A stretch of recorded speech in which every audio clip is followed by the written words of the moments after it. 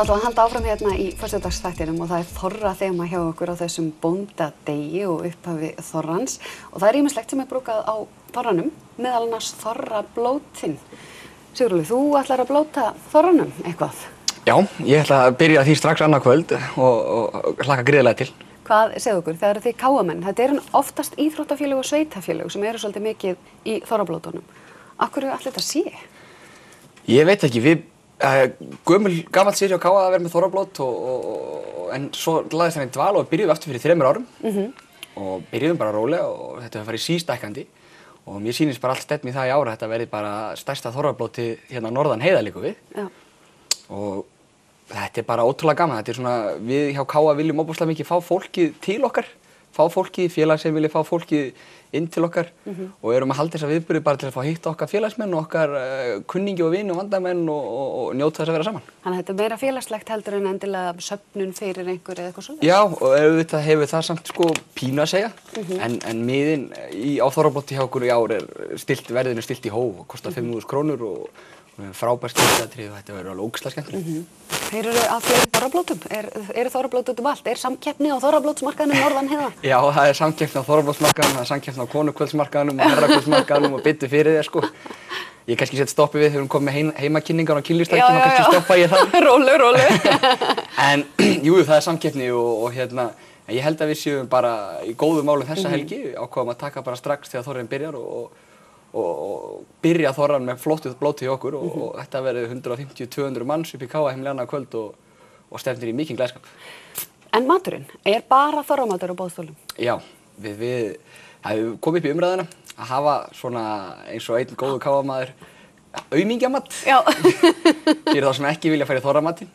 En við höfum bara haldið okkur við það að hafa þorramatinn en það nú allir sem geta fengið hangikjöt og laufabrauð og jafning. Nákvæmlega. Og þetta harðramar deilur þetta mál? Nei, svo sem ekki. Ég held að séu líka rosa margir, eins og ég sagði sem koma bara upp á félagskapinn. Nákvæmlega. Þetta séu alveg sögurnar fara og þetta séu með skemmtilegsta þorrablótum sem þú ferð á og ég held að bara þessi hvergi betri staður en að eða laugardagskvöldin upp í Káa með góðum félagskap.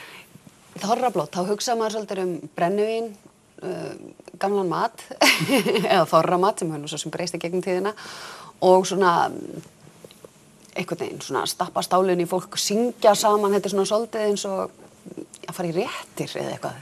Já, stemmingin. Ég alveg sammála við að það mikið lagt upp úr því að við séum með ákveðnar hefðir á þorrablótinu hjá okkur. Það verður farið með minni kall og kvenna, það verður gítarinn og það verður sungnir íslenskir ættjarðasöngvar og fólk bara vild getur fengið sér í glas og það bara verður rosa skemmtilegt. Sko þið plötuðu mig til þess að fara með minni kalla. Já, og það var okkar stærsti sigur og við erum flesta miðhald út á það. Já, þetta gríðarlegt aðdráttarafl. En hvað, þetta minni kalla og kvenna? Já, þetta held ég, nú þrátt fyrir að vera sagnfræðingur, þá kannski kann ég ekki alveg sögun á bakvið, en þetta náttúrulega, það kemur kona og fer með minni karla, það sem hún svona segir frá karlpeningnum, frá sjónarhóli kvenmann og oftar en ekki á gamansamanhátt og svo eins með minni kvenna sem kemur karlmaður og segir frá konunum. Og dásamar það líka. Og dásamar það alveg, það er engin kaldhæðni hérna bakvið eða neitt svoleiðis. Nú, á ég ekki vera, nei. Ok, ég á ekki að fara að tala þá sérstaklega minni kalla í eðli sínu, að það hversu slagt það er stund. Til dæmis. Mér finnst það alveg þema í ræðu, bara minni kalla. Já, við erum óbúslega minnugir. Já. Ég man rosa langt aftur. Svo fór ég að hugsa hvort þetta ætti að vera fyrir minni kalla. Það var líka option. Já, sérstaklega kannski út það að svo sem fer með minni kvenna, hann er ekki hár í loftinu. Nei, þetta er möguleiki. Þetta er möguleiki á þróska að þróa eitthvað áfram. En skemmtiatriðin okkar eru rosalega flottu annað kvöld. Friðfinnur Hermannsson verður veislustjóri, Axel alkunni snild og verður með gítarana á lofti og svo er hún ert þú náttúrulega? Já, ég er þarna. Já. En svo koma því á framfæri, ég verð þarna. Og svo er hann Gauti Einarsson, lífsali og mikil skemmtikraftur með minni kvenna. Og svo fengum við Sigurvin Fílin Jónsson til að vera ræðumaður kvöldsins og hann mun væntanlega að sinni alkunni snild segja nokkuð velvalin orð og jafnvel fá fólk til að kútveltast að hlátri í salnum. Mér finnst það mjög líklegt. Hann hefur til dæmis dansað með Zumba nokkur skipti. Já. Einn af 2 karlmönnum sem ég hef verið með í Zumba-tímum. Hann er með þetta sko. Já, ég vona samt að hann verði ekki í Zumba-gallanum á morgun. Jú, hann er sjóðandi. En heyrðu, þá er það persónuleika prófið. Já, uppalina kjötinamanni. Já, já, pabbi, já. náttúrulega kjötinaðmaður hjá Norðlenska. Þá ætla ég að fá mér magál. Magál. Já, Það er uppáldars pappa. Ekki drugl. Nei, Og er þetta í lagi það? mjög gott. Mjög gott.